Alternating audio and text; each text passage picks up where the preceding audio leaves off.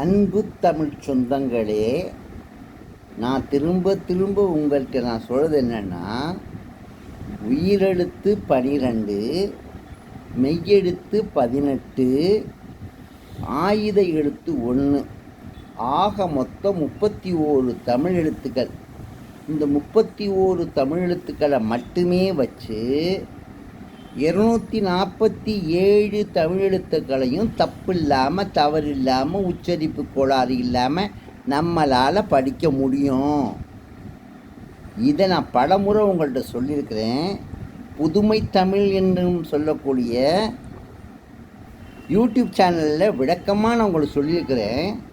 247 எழுத்தையும் 21 எழுத்துக்கள்லேயே அதை முடிச்சிட முடியும். 30 எழுத்துக்கள் தான் மொத்தம் தமிழில். நல்லா கேட்டுக்கோங்க, 31 எழுத்து தான் தமிழுக்கு. அது போதும்.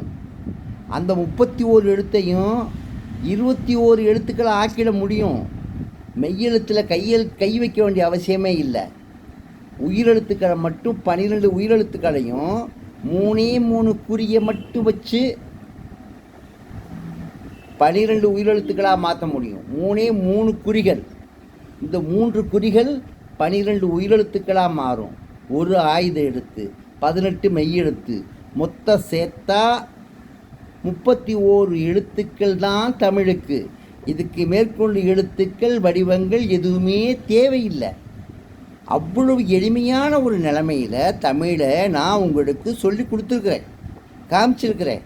இதுவரையிலையும் 3.5 லட்சம் மக்களுக்கு மேலே யூடியூப்பில் பார்த்துருக்காங்க. இப்போவும் நிறைய மக்கள் பார்த்துக்கிட்டு இருக்காங்க. இதை உண்மையா பொய்யா அப்படின்னு சொல்லி நீங்கள் கொஞ்சம் சிந்திச்சு பாருங்கள். உங்களை நான் ஒன்றும் சொல்லலை, உங்கள்ட்ட காசு கேட்கலைண்ணா, பணம் கேட்கலை, இந்த எழுத்தை நான் உங்கள்ட்ட விற்கலை, அதை விற்று நான் லாபம் சம்பாதிக்கணும்னு நினைக்கல. ஆனால் உண்மையை உங்கள்ட்ட சொல்லி வருங்கால தமிழ் மக்கள் அறிவில் சிறந்தவர்களாக, உலகத்திலே சிறந்த ஒரு தமிழினம், அறிவில் சிறந்த இனம் தமிழினம் தான் அப்படிங்கிறத நீங்கள் நிரூபிக்கணுங்கிறத உங்கள்ட்ட நான் உங்களுக்கு கெஞ்சி கேட்குறேன். நம்மளுடைய இனம் இருக்க தமிழினம் ரொம்ப அபூர்வமான இனம். அதுவும் எப்போ முதல்ல மண்ணெடுத்து இறைவன் படைத்த முதல் மனிதனை உருவாக்கி அந்த மனிதன் உலகத்தில் பேசிய மொழி இந்த தமிழ் மொழி. ஆராய்ச்சியாளர்கள் எல்லாமே ஆராய்ந்து பார்த்துட்டு இருக்காங்க. ஆனால் உண்மை என்னவென்றால், நிச்சயமாக இன்னும் எத்தனை ஆயிரம் ஆண்டுகள் அவர்கள் ஆராய்ச்சி செய்து பார்த்தாலும் நிச்சயமாக இது எந்த ஒரு மாற்றமும் வராது.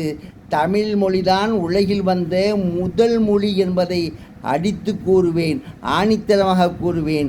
முடியுமென்றால் நீங்கள் நிரூபித்து காட்டுங்கள்.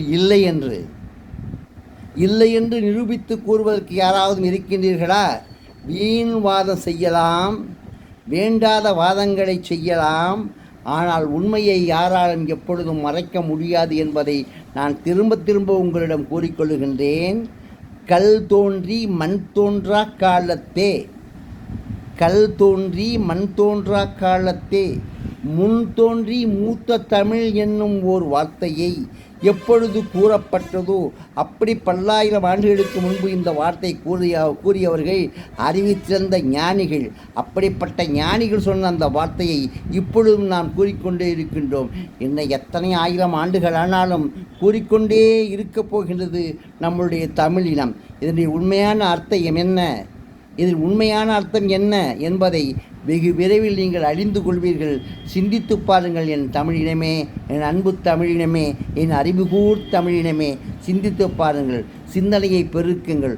உலகத்தில் அதிக அளவிற்கான சிந்தனை பெற்றவர்கள் நீங்கள் தான். தமிழர்களே, சிந்தித்து பாருங்கள். தமிழர்களே, ஒன்று கூடுங்கள். தமிழர்களே, தமிழினத்தை காத்திட ஒன்று கூறுங்கள். நம் இனம் தமிழினம். நம் இனத்திலே தமிழிலே பல மொழிகளும் கலந்து தமிழை சிதைத்து விடாமல் இருப்பதற்காக நீங்கள் பாடுபட வேண்டும் என்று உங்கள் அனைவரையும் நான் கேட்டுக்கொள்கின்றேன். நன்றி, வணக்கம்.